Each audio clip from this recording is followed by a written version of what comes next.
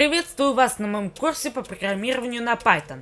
Python высокоуровневый, то есть приближенный к человеческому языку, язык программирования общего назначения. Он был создан в начале 90-х годов нидерландским программистом Гвидо ван Россумом. За прошедшие годы Python завоевал огромную популярность благодаря простому и лаконичному синтаксису, обширной стандартной библиотеке и отличной поддержке со стороны сообщества разработчиков. Языки программирования используются для написания компьютерных программ и приложений. Они позволяют программисту управлять работой компьютера, создавать алгоритмы, обрабатывать данные, взаимодействовать с пользователем и выполнять множество других задач. Без языков программирования современные компьютеры не смогли бы выполнять те многочисленные функции, которые мы от них ожидаем. Почему же мы выбрали в качестве языка изучения именно Python, несмотря на обилие языков программирования в современном мире?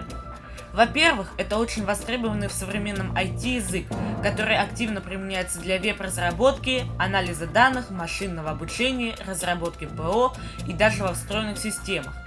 Во-вторых, Python отличается простотой и легкостью в изучении.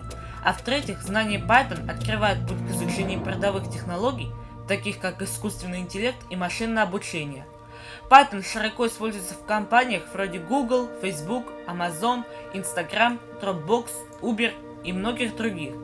Этот язык хорошо подходит для разработки веб-сайтов и сервисов, анализа данных, создания скриптов для автоматизации. Основные достоинства Python – простой синтаксис, обширная библиотека встроенных функций, кроссплатформенность и интерактивный режим разработки. Возникает логичный вопрос: почему все еще не перешли на Python и какая необходимость в других языках?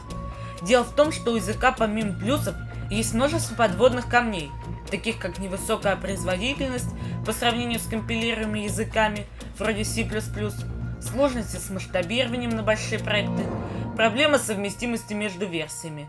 Но тем не менее, это не мешает языку продолжать развиваться и занимать топы среди языков программирования и оставаться часто используемым во множестве направлений. Что касается заработных плат, средняя зарплата Python разработчика в Москве составляет около 120 тысяч рублей в месяц.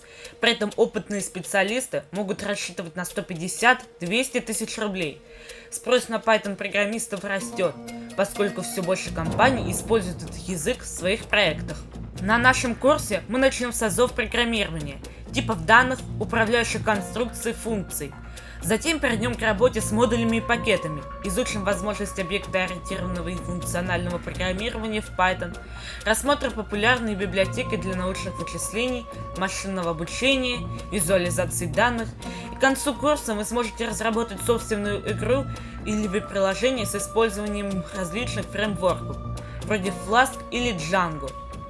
На этом и заканчивается этот вступительный видеоролик, и я приглашаю вас перейти к следующему видео нашего курса, чтобы начать погружение в удивительный мир программирования на Python. Там мы начнем писать код и напишем свою первую программу. Уверен, что этот курс станет отличным стартом вашей карьеры в IT. Впереди нас ждет много интересного. Поехали!